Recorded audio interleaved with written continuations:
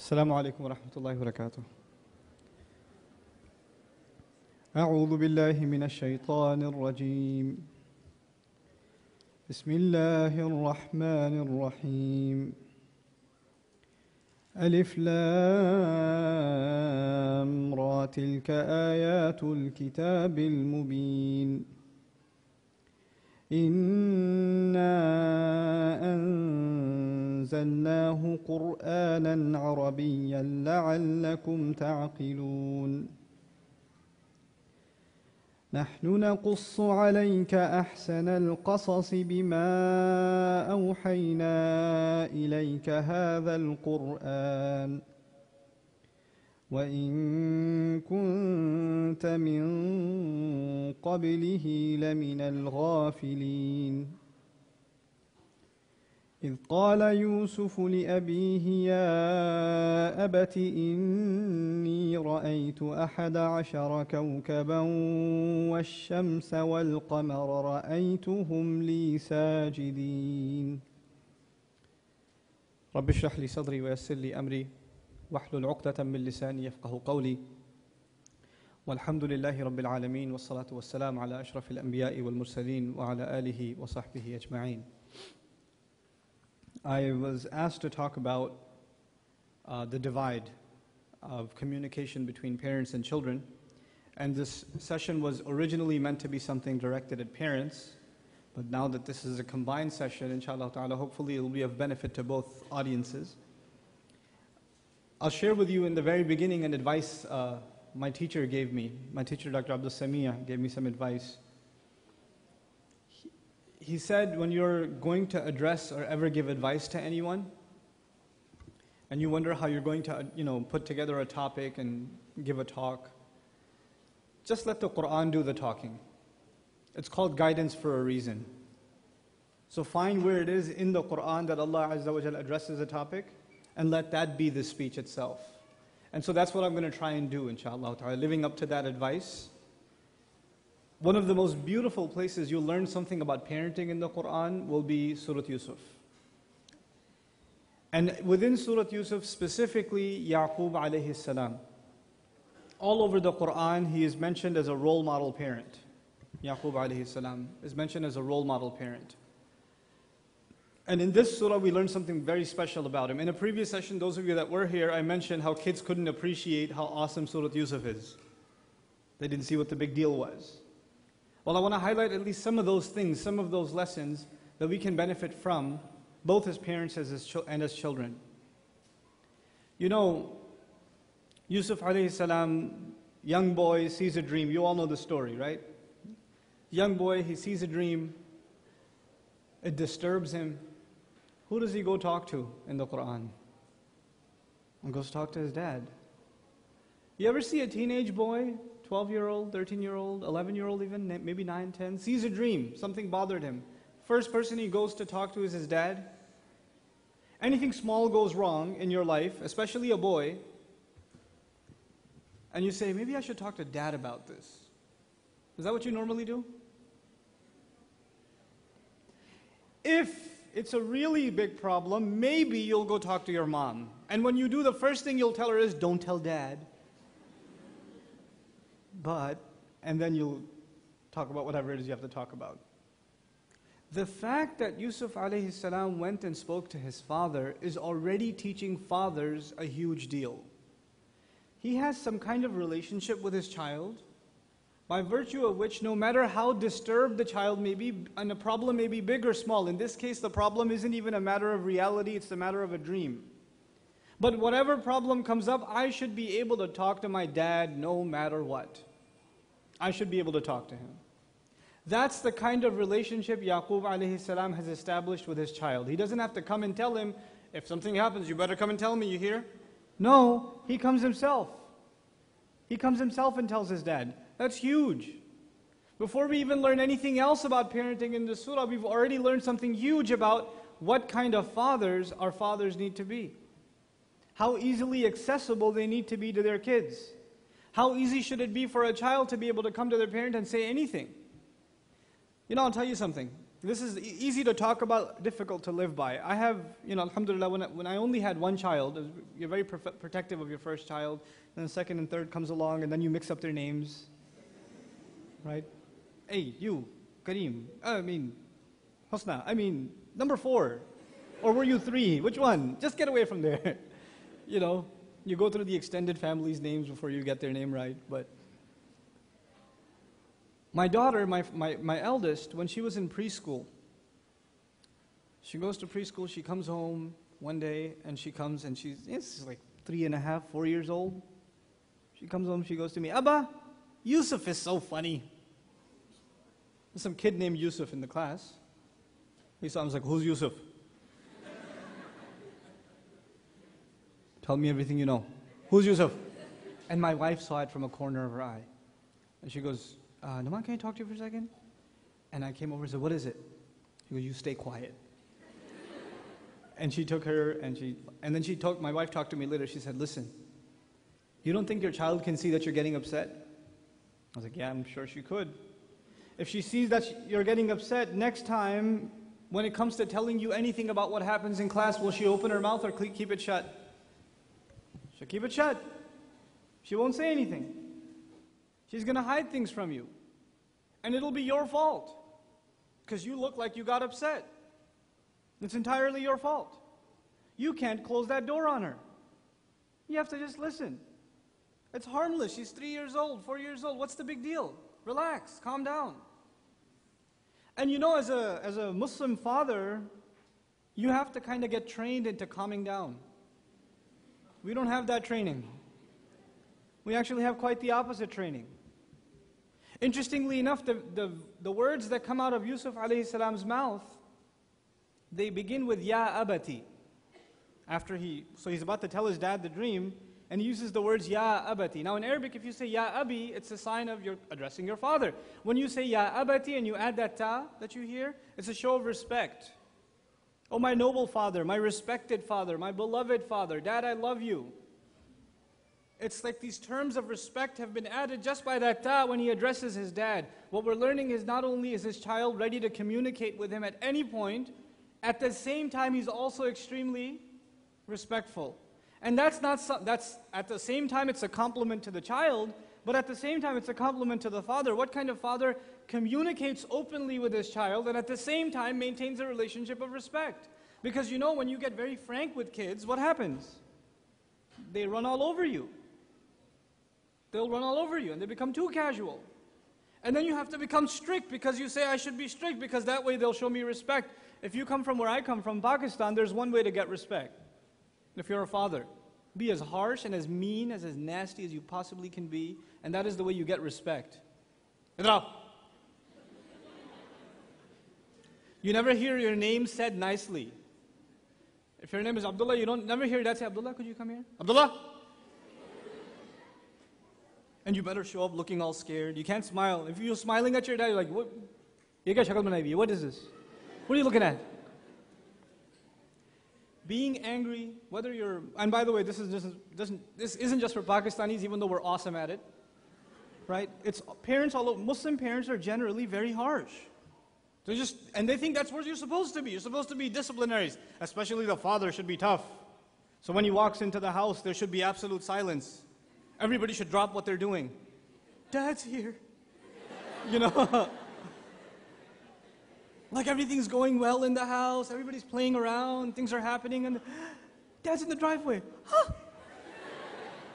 Sit still. Don't look around. There's that culture. What Yaqub alayhi salam is teaching us is the opposite. This child is most comfortable talking to his father. Even about a dream. Even about a dream. And when he addresses him, he commands this respect. What I'm trying to get at is, we thought the formula for getting respect from your kids is being harsh and mean. Being loud. Being scary. That would be the way I will get the respect of my kids. Maybe that worked in Pakistan. Maybe that worked in Cairo. Maybe that worked in Palestine. Maybe that worked in Syria and in Bangladesh. It ain't working here. This here is America. It ain't working here. And you've already tried it and it hasn't worked. And then you come to the Imam and say, my teenage boy doesn't listen to me. What should I do? What you should do is realize where you live. First of all, seriously. You're in a culture where your kids go to school. Your kids go to school and they go with other non-Muslim children who, when they address their mom, they don't say mom, they say, Samantha, come here. That's what they do. It's normal for them. That's normal for them. And your kids go to school with other children who, when they're talking about their father, say, my dad, man, he's so weird. That's the nicest thing they'll say, by the way. That's not the bad stuff yet. And kids talk about their parents just like they're talking about some idiot. Seriously, that's what they hear all the time. And then you have our children, the parents here, many of you have funny accents, at least to your kids. It sounds funny, it sounds weird, And we're trained in a culture to constantly make fun of other people. We're just trained that way. So guess what? If you're an easy target, your kids behind your back are even making fun of you. There's no respect, is what I'm trying to say. And your idea and my idea was, if we're extra harsh, we'll get their respect. No. If you're open, if you're a genuine friend to your children, if you're a source of nurturing and protection for them, you will have their respect like nothing else will gain it. And you will maintain a communication with them that otherwise cannot be had. One of the biggest problems we have between parents and children is that children, as they get older, they stop talking to their parents. They don't talk to them. How many parents here have teenage kids? Let me see your hands. Inna lillahi wa inna ilayhi raji'un. Honest to God, I am terrified for all of you. I went to a youth program with my daughter who was 7 at the time. I took her to a youth program where there were 500 teenage kids. 250 boys, 250 girls. It was a weekend thing. All these high school kids are there, Muslim kids. And these are supposed to be the good Muslim kids. These are the boys that somewhat look like they're praying. And these are the girls that, I think that's a hijab. Right? These are those kids. I spent some time with them walking around on campus, and then I had to just walk away. So I took my daughter, and we're sitting far away on a bench, and I'm sitting on a bench, and I'm crying. And my daughter asked me, why are you crying, Abba? What happened? I said, you're going to be one of those things in 6 years.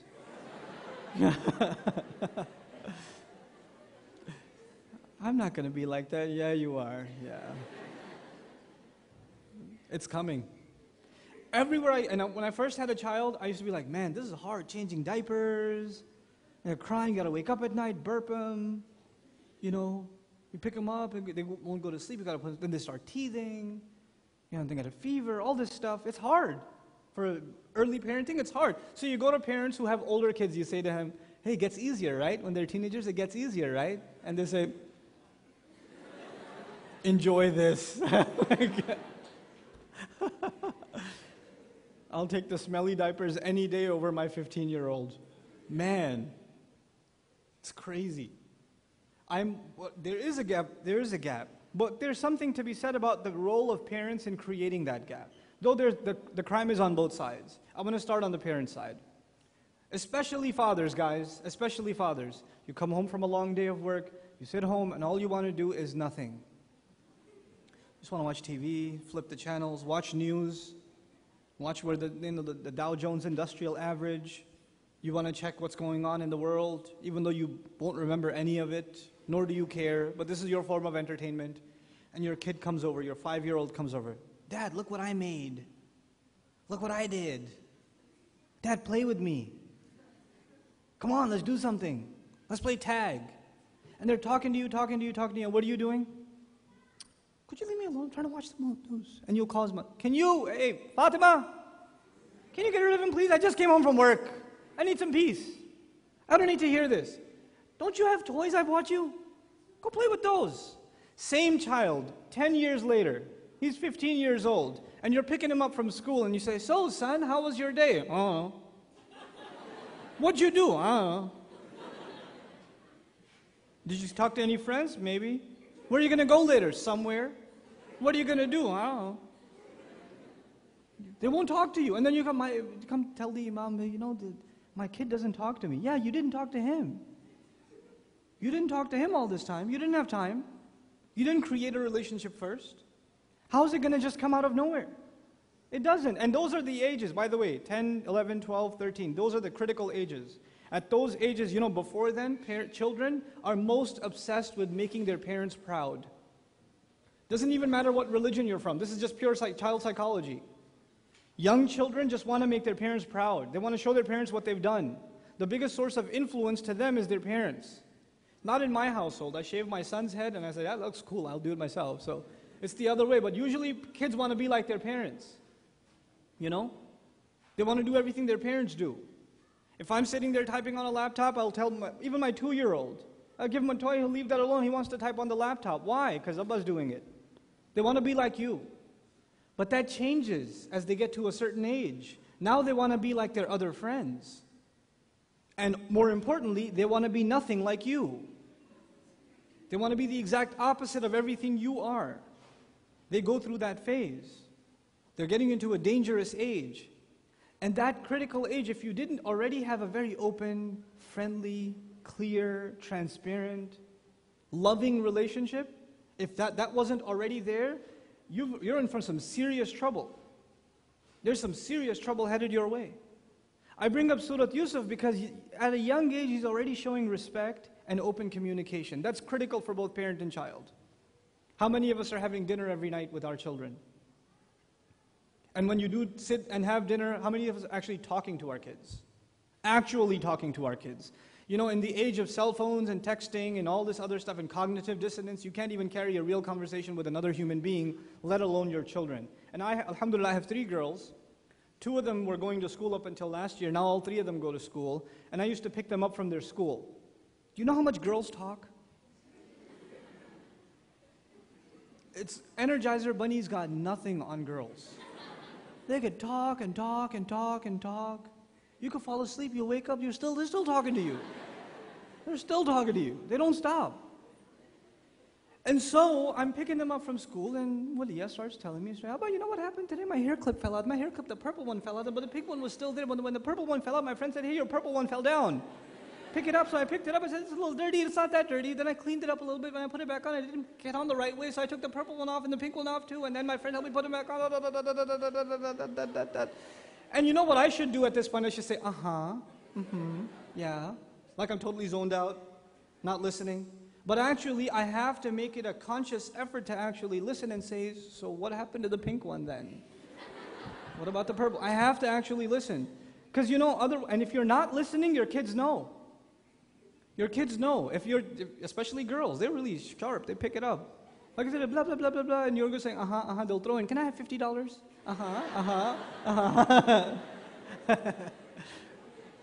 It's happened to me, I've caught myself, right? It'll happen. It'll happen. But we have to become good listeners, especially the fathers. Especially the fathers.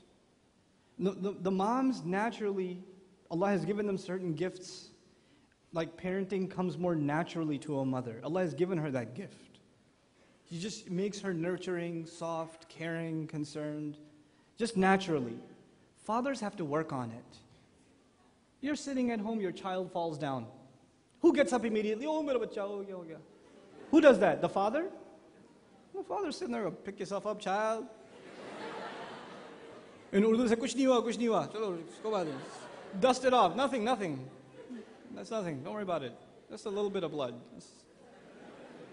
The mom will go crazy. It's natural to her. I'm telling the fathers here, if we want our children to be raised in Islam, the first thing we need to be is their best friend. And that takes work. It takes serious work. Parents here, fathers here, you guys have to get in shape. I'm serious, you have to get in shape. Not for yourself, for your kids. You come home, your kids want to play with you, and you just, Abba, pick me up, throw me around, do this, you do a little bit of that, and you're like, Abba's got to lie down, hold on. That's not how you raise kids. Taking our kids hiking, playing sports with them, taking them to the backyard. Even if they're playing video games, play video games with them. Play with them. Play the Wii with them. Bowl with them. I don't care. Just do stuff with your kids. It's a critical part of opening barriers. So they can talk to you about anything. Because I'm telling you, when they reach a certain age, the need to talk to someone will always be there. You would rather that person be you, not some non-Muslim friend who will give non-Muslim kinds of advice. You would rather that be yourself. You don't want to discover your child has developed another personality later on in life because you never talked to them and eventually you actually engaged in a conversation and you realize, whoa, this is a different person. Who are you? You've been living under my house all these years? When did this happen? Oh, it done been happened, Daddy. It been happened. You just never knew. You were busy. You were busy. You have to make special time for your children. It has to be just their time. And if you have multiple kids, you have to go out of your way to make sure each child gets individual attention and time from you. No one else, you. No toys, no gadgets, no nothing. Just you. It has to be there. It's absolutely critical. Now let's talk about what Yusuf alayhi salam said. What did he tell his dad? إِنِّي رَأَيْتُ أَحَدَ عَشَرَ كَوْكَبًا وَالشَّمْسَ وَالْقَمَرَ رَأَيْتُهُمْ لِي سَاجِدِينَ. The translation says, I saw 11 stars, the sun and the moon. I saw them making sajda to me. There's so much missed in that translation. First of all, he mentions the verb I saw twice. He says, I saw 11 stars, the sun and the moon. Then he stops and he starts over again. He says, I saw. Have you ever seen a child who's reluctant to tell you what happened in the playground? They come home dirty. Or some other kid's crying. What happened?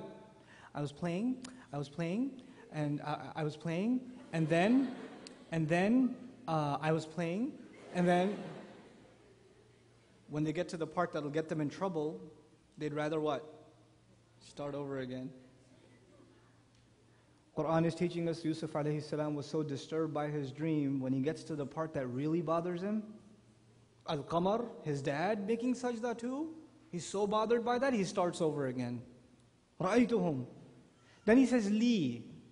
He doesn't say, Ra'aytuhum sajidina li. He says, Ra'aytuhum li sajid. This is called muta'alliq bil khabar muqaddam. That's a grammar term. What it means especially is, to me they were doing sajda? Why me? He was shocked by that.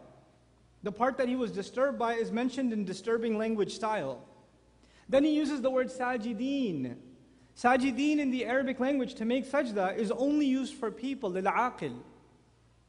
The Arabic word to use for non-human things, making sajda, is either sajida or sajidat. He uses sajideen. This is the language of Yusuf alayhi salam. This is how he's expressing the dream. You know what Allah is telling us? By him using the human, one of the interpretations of that is, it is as though this intelligent boy had already figured out what his dream means. That's what disturbed him even more. He had already figured it out because the kind of language he was using is used for human beings, not for the sun and the moon and the stars. And that helps us understand the next ayah more, because immediately his father compliments him. And he tells him that he's going to have a great future. Wait, two things. What two things did I just say? What does his father do? Number one, he compliments him. Well, number two, he's going to have I didn't hear you. He's going to have a great future. Sound familiar? That's just like you, right, as a dad? You compliment your kids all the time? You tell them they're going to have a great future? No, you don't. You don't tell them that. It's almost as though it's haram to compliment our children.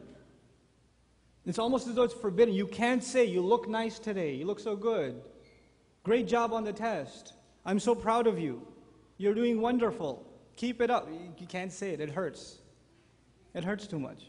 For Muslim men, sometimes it's very painful to compliment your wife. It hurt. I understand. It hurts in the liver, right? There's a particular spot over here in the ribs. Sharp pain happens when you compliment your wife. I understand. So the moment you compliment her, to ease the pain, you have to say something mean right after that. Right? So you say to your wife, the dinner's pretty good. Could have used more salt. Like, you have to balance the equation. You can't just say something nice. And that's what she says. Can't you just say something nice? You ever heard that before? That's with your wife. But with your kids, it's even harder to say nice things. Especially where I come from. We're really good at not saying nice things. Your child struggles in mathematics. He's doing poorly. He's not very tuned into mathematics. He usually gets a 70, a 65, and one day that same child gets a 95 on their math test. Greatest day of their life. They've never seen a 95 before. Then they bring it to you, Mr. Pakistani father. But look what I got. 95. What do? Next time get 100. Right? Come on. Come on. How hard is it for you to say something nice? We have to compliment our kids because it builds their confidence. We learn in the beginning of this amazing surah that a father complimented his child, putting in him confidence. And later on in life, when a crisis hit a country, it was his confidence that saved that country. He stood up confidently and said, give me this job, I'll take care of this economic crisis. I know how to manage it. That takes confidence. And in the beginning of the surah, we're learning where his confidence comes from. His father is making him believe in himself. وَكَذَلِكَ يَجْتَبِيكَ رَبُّكَ وَيُعَلِّمُكَ مِنْ تَأْوِيلِ الْأَحَادِيثِ. These words are very interesting. Yaqub alayhi salam is saying, that is how your master is teaching you. يُعَلِّمُكَ لَمْ يَقُلْ سَيُعَلِّمُكَ. يُعَلِّمُكَ. He says, he teaches you and will teach you. The mudari' includes both forms. In other words, Yaqub alayhi salam realizes this kid is special. Ijtiba in Arabic is used when you recognize, when you select something based on a talent. Seeing a dream is not a talent. The fact that Yusuf alayhi salam saw a dream is not a talent. The fact that he figured out what it means, now there's a talent. And this father is sharp enough to see talent immediately and spot it and use the word وَكَذَلِكَ يَجْتَبِيكَ رَبُّكَ. You're not just special because you saw a dream, it's also special the way you described it.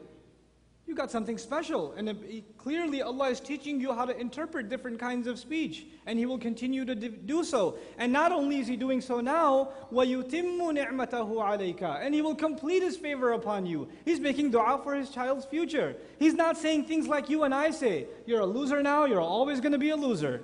You're such a disappointment. 5 minutes? Awesome. It's not a license plate, thank God. So I'm happy about that.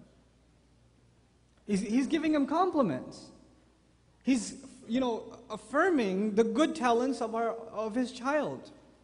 What that means for us as parents is if your child has certain tendencies, certain talents, you have to acknowledge them. And you can't unless you listen to them carefully. It takes a careful ear of Yaqub alayhi salam to see this kid's special.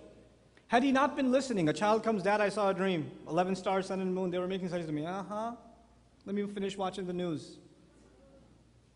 Won't get you anywhere. Even a child deserves to be listened to carefully. That is the sunnah of Yaqub alayhi salam. Even a child, you should listen to them carefully. They're not just ranting and raving. They have something to offer. They have something to say. Before you send your child to a therapist or an imam, there are people who say to the speaker, and I've gone through this so many times. Parents that are having trouble with their kids, usually teenage kids. You know what they do? Ustad Nouman must have some special solution for us. So they'll grab their teenage boy or girl, bring him up to the stage, and say, Brother Nouman, can we have a minute of your time? Yes. This is my son. He's very bad. Say something. Now, two people are in a very awkward position. This poor guy who's humiliated for no reason, who already hates my guts now, even though I have done him no wrong. And what am I supposed to say to him? I just say, sorry, bro. Shouldn't put you on the spot like that. No, but he's good, but he's very bad. All they'll say, they'll bring some daughter, some girl. She doesn't even want to come. Can you talk to her? She doesn't listen to me. I was like, no matter what I say, it won't make a difference. You think I have a solution just because you find that you heard my speech and it affected you maybe by Allah's permission, that I'm just going to have some words for your child and everything's going to change? No, it doesn't work like that. You can bring about that change, not me. And you have to make dua to Allah. Now let's take another, I know it's 5 minutes, I don't know how I'm going to cover all this, but a few other things. A parent is very clear about who their children are. If they spend a lot of time with their children, then not only do they know their strengths, they also know their weaknesses. They also know their flaws. They also know they have an anger problem, or they get jealous really quickly, or they rush into things, or they don't do careful enough work, etc. They know their tendencies. They don't use them to attack them all the time. They don't use that to humiliate them all the time. They still compliment them for the good they have, but they're aware of their weaknesses. That's the other extreme in Muslim parenting. We come from a good family, therefore our children are genetically incapable of sin. Because we come from a noble family. We're from Lahore. Nobody ever does bad deeds in Lahore, so our kids are immune from sin. When the khatib is talking about youth that have problems, then he's talking about somebody else, my neighbor's child, not me, my child, not me. Yaqub alayhi salam's kids messed up. Not all of them were Yusuf. Allah says you will learn a lot of things from Yusuf. You will also learn a lot of things from his brothers. لَقَدْ كَانَ فِي يُوسُفَ وَإِخْوَتِهِ آيَاتٌ لِلسَّائِلِينَ. It's incredible. Allah says in Yusuf and his brothers there are many lessons, many signs for people who ask. From the successful example of a child and the unsuccessful example of children, both of them are very important for us to learn how to be parents. This is counseling from Allah. Last comment I'll make with you. You can do everything you can as a parent. You can communicate clearly, you can be merciful, you can be kind, you can try to provide a good religious education, you can be concerned, you can make sincere dua to Allah. You can be a parent like the likes of Yaqub alayhi salam. May Allah make us all like that. Good parents like Yaqub alayhi salam. But that does not guarantee that your child, when they are no longer a child, when they are an adult, that does not guarantee that they will commit themselves to guidance. You don't have that in your hands. Guidance is not in the hands of parents. Guidance is in the hands of Allah. You can do everything you can. You can even be Yaqub alayhi salam, who is the son of Ishaq, who is the son of Ibrahim alayhi salam, and you can still have messed up kids who do some pretty bad stuff. And they did. So I'm saying to you, just because you put in your effort does not mean guidance is guaranteed for our children. A point comes where even Luqman has to tell his son, and we understand that Luqman radiallahu anhu would have been an amazing father. He still has to tell his son, Ya bunayya la tushrik billahi inna shirka la dhulmun azim. Yaqub alayhi salam, his children have already made tawbah. At the end of the story, they made tawbah. Everything was good. Everything was good in the hood, basically. He's about to die, and he's still not sure whether they will be guided or not, so he says, مَا تَعْبُدُونَ مِن بَعْدِي أَمْ كُنْتُمْ شُهَدَاءَ إِذْ حَضَرَ يَعْقُوبَ الْمَوْتِ إِذْ قَالَ لِبَنِيهِ مَا تَعْبُدُونَ مِن بَعْدِي. Were you around when death presented itself to Yaqub? What did he say? What are you going to worship after I'm gone? I'm not sure. You better, because you're on your own at that point. You're on your own. Rasulullah sallallahu alayhi wa sallam tells Fatima radiallahu anha, Ya Fatima bintu Muhammad, ittaqillah, fa inni la amliku laki min Allahi shay'a. You should have taqwa of Allah. I will have no authority for you before Allah. You're on your own when it comes to guidance. We have to instill that into our kids. That's a critical teaching that we have to first internalize ourselves and instill it into our children. Last bit, I promise. I'll stay within my, is there a timer? I'm good? Okay. Last bit. In regards to this conversation, the patience of parents. This is probably one of the most important points I think I can make.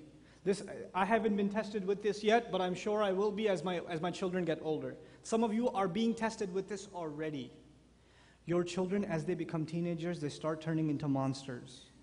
They talk back. They roll their eyes. They say obnoxious things. They speak under their breath. You tell them, did you finish your homework? I don't know. What'd you say? Nothing. I heard you say something. You're always telling me something. I'm not lying. I didn't say anything. Right? They become so epic in their emotions. Can I go over? Can I go to their house for a sleepover? No, you can't. You never let me do anything, ever. I've never been happy in my life because of you. They become really epic. They're like these monsters living in your house. Like you're almost afraid to talk to them. Like if you talk to them, they'll explode. Zainab, what? But you know what? At that point, as they start getting older and older and older, they become more and more independent. I'm talking to the parents for a second. You used to change their diaper. You used to put food in their mouth. You used to burp them. You used to clean them. You used to feed them. You used to clothe them. They didn't decide what color clothes they'll wear or what size diaper they'll put on. You did that for them. They were completely under your control, completely. And then as the years go by, you lose a little bit of control, then you lose a little more control, then you lose a little more control, then you say you will go to that college and say, no I won't, I'm going to go to that college. You're going to do this major, no I won't, I want to do that major. You're going to marry her, no I'm not, I'm going to marry her. Okay, once you get married, get a job here, no I won't, I'm going to go get a job there. I'm going to live here, I'm going to name my kids this. You start losing control as they get older. And when that happens, you feel angry. How disrespectful my children are. They don't listen to me. They don't listen to me. You know, at that point, I want you to appreciate something. Especially with rebellious kids. First of all, there's a time you have to learn to let go. They're adults. You shouldn't try to control their life. When they get married, leave them alone. Be nice to them. Be nice to your family. Be nice to your son. Be nice to his wife. Just let them live their life. Don't invade their life. You're not going to bring any good out of it. You're miserable and you're making them miserable. Don't do it. Let them be at peace.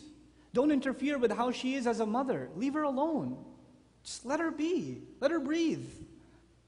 And and on the other hand, of course, to balance the equation, sometimes the husband will not give the rights of the parents, and just for the sake of the wife says, don't go to your parents' house, and he says, I won't go. No, men have to balance all of these things. But this conversation is particularly about parents who don't know when to put the brakes on and let go a little bit. You have to let go for the sake of your children. Not just in their deen, but in their akhirah too. If you're not happy with them, how can Allah be happy with them? You're digging their hole in Jahannam. When you're constantly unhappy with them, learn to be happy with your kids. When you think about all the things, usually Muslim parents, when they think about their children, they think all of the things they should complain about. Think of the things that are wonderful about your child. Thank Allah for the ni'mah of your child. Be grateful for what you have. So what if it's not perfect? This is not Jannah. It's not Jannah. So this was the point I'm building up to, this one point. Yaqub alayhi salam's sons messed up pretty bad. They didn't just mess up his car, right? They didn't just break the kitchen sink. They didn't do some minor damage. They left their brother in the woods. That's pretty big. If you do something messed up and your parents find out, you scratched up the car, you put a virus on your dad's laptop, you went through your dad's, those files that are useless papers that he has in the house, that he never reads, but you never lets you touch them? You accidentally shred those. The ones that he'll never read ever, but they're really important to him for some reason. One day he'll make paper planes of them. But now, you can't touch them though. So you shred them by accident. What's your dad going to do if he finds out? I don't want to know. I don't want to know. He'll explode. He'll explode. These guys come into the house before Yaqub alayhi salam showing him a fake blooded shirt. What does he do? You know what I was expecting? If you don't know the story and you get to that point, you're like, oh, this is going to be bad. These guys are going to get it. What comes next? فَصَبْرٌ جَمِيلٌ. I'm just going to find beauty in patience. When I read that as a father, I could not understand it. Why? It was almost like I'm sitting in the same room with Yaqub. I'm like, why? Why'd you say sabr? What? You should be angry. Hit him. At least smack one of them. One of them. Nothing. He says, sabrun jameel, wallahu musta'an. He knows they're lying. He says, I'm going to have sabr. Why? The question is, why did Quran tell us that? It's a really important question. Because that same question comes up in your household life all the time. Your kids say things, do things that make you so angry, and your immediate response is anger. And the response of Yaqub alayhi salam is patience. The question is why? Because he's a really, really, really intelligent father. We learned that from the beginning of the surah. He knows his kids very, very well. They haven't even planned against Yusuf yet, but he said, watch out, they might plan against you. Did he call it? He called it like a play. He called it because he knows his kids. So he also knows there are times when yelling at your children will make things worse. And the only thing you can do is patience. This is one of those times. Yelling at them will not do any good. The only thing left is patience. Some of you not learning it. You yell at your kids, your 18-year-old. You yell at him, he yells back, he slams the door, he walks out of the house. You yell at your daughter, she starts crying, she doesn't talk to you for 3 days. Then you yell at her again, it happens all over again. You refuse to learn the lesson of Yaqub alayhi salam. Sabrun jameel. There's an age your children reach where all you can do is have sabr and make lots and lots and lots of dua. And then somebody will come up to me at the end of the speech and say, brother, I've been doing sabr. It's been like 3 days I've been doing sabr. Nothing has changed. You can't put a timer on your sabr, guys. Yaqub alayhi salam has sabr. Does it pay off eventually? Do those kids eventually come around by Allah's grace? They do, right? Does it happen the next week? 6 months from then? A year from then? 2 years from then? 10 years from then? It happens a while later, right? Just trust Allah and have sabr at a certain point. These are some basic teachings of Allah's book. These aren't just stories. These aren't just stories. These are the best of all stories. Why? Because every little bit of this story has things that makes my life better. May Allah Azza wa Jal make our lives better by His guidance. Barakallahu li wa lakum. Assalamu alaikum wa rahmatullahi wa barakatuh.